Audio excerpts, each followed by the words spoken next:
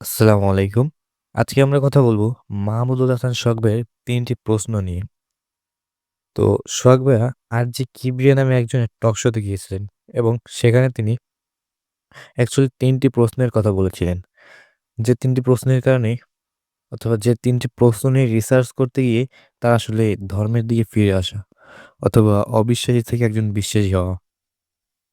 তো তিনি ৩টা প্রশ্নের একটার উত্তর দেননি। ১ম প্রশ্নটি ছিল পিরামিড নিয়ে। আ আরেকটি ছিল হচ্ছে যে মনিটারি সিস্টেম অর্থাৎ আর্থিক ব্যবস্থা নিয়ে। আর ৩য়টি ছিল দ্য ওয়ার্ল্ড পলিটিক্স নিয়ে। এবং তিনি আরেকটি প্রশ্ন করেছিলেন সেটা হচ্ছে পবিত্র কুরআনে কেন ফেরাউন মুসা সবচেয়ে বেশিবার এসেছে? তো আপনারা যারা ওই ভিডিওটি দেখেছেন আপনারা জানেন যে সোহাগ ভাই কিন্তু ৩টি প্রশ্নের একটিরও উত্তর দেননি। তো তিনি আমাদের রিসার্চ করার সুযোগ দিয়েছেন। তো আজকে আমরা ভিডিওতে ৩টি প্রশ্নের উত্তর ও ব্যাখ্যা করার চেষ্টা করব ইনশাআল্লাহ। তো ১ম এ যদি কথা বলি মুদ্রাস্ফীতি নিয়ে, তাহলে উনার প্রশ্নটি এমন ছিল যে ধরেন আজ থেকে ৫ বছর আগে আপনি ৳৫০,০০০ রাখলেন। মুদ্রাস্ফীতির কারণে আজকে যেটার ভ্যালু কমে হয়ে গেল ৳৪৫,০০০। তাহলে ইনফ্লেশনের কারণে যদি টাকা সবাই হারায় তাহলে গেইন করতেছে কি? আপনার ৫ বছর আগের ৳৫০,০০০ এখন ৳৪৫,০০০ হয়ে যাচ্ছে। মানে ৳৫,০০০ আপনি হারাইছেন। তাহলে সবাই যদি টাকা হারায় তাহলে কেউ না তো কেউ গেইন করার কথা, তাই না? মানে ব্যাপারটা তো এমন হয়ে যায় না যে টাকাটা তো আর আকাশে উড়ে চলে যায়নি। ব্যাপারটা তো এমন হয়ে যায় যে আপনি বিক্রি করলেন অথচ কেউ কেনেই নি, তাই না? তো কেউ না কেউ তো গেইন করার কথা। আচ্ছা, আপনি কি কখনো খেয়াল করেছেন যে ব্যাংকে যখন আপনি টাকা রাখতে যান তখন টাকার ক্ষেত্রে আপনাকে তারা একটা ইন্টারেস্ট দিবে। অথচ যখন আপনি গোল্ড রাখতে যান তখন গোল্ডের ক্ষেত্রে আপনার থেকে একটা উল্টো সিকিউরিটি চার্জ কেটে নেবে। এটা কেন হয় বলতে পারেন?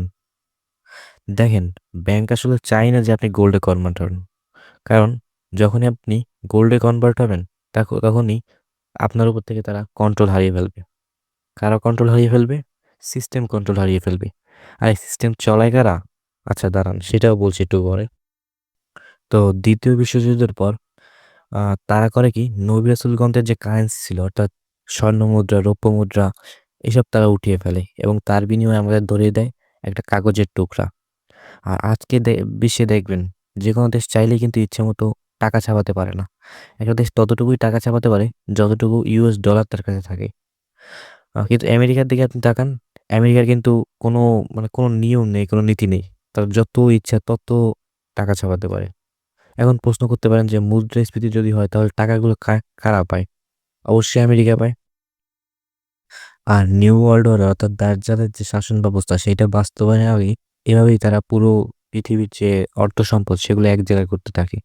আর আপনি হয়তো জানেন যে দাজ্জাল যখন আসবে তখন যে দাজ্জালের হাতে যে এমন ক্ষমতা থাকবে যে দাজ্জাল যাকে ইচ্ছা তাকে খাবার দিবে, যাকে ইচ্ছে তাকে স্বর্ণ, রৌপ্য তারপরে অর্থ সম্পদ দিয়ে ভরিয়ে দেবে। আর যে তাকে মানবে না তাকে সে একেবারে না মানে খাবার দেবে না, অর্থ সম্পদ কিছু দিবে না। তার অবস্থা হবে অনেক ভয়াবহ। তো আশা করি আপনার কাছে ব্যাপারটা ক্লিয়ার।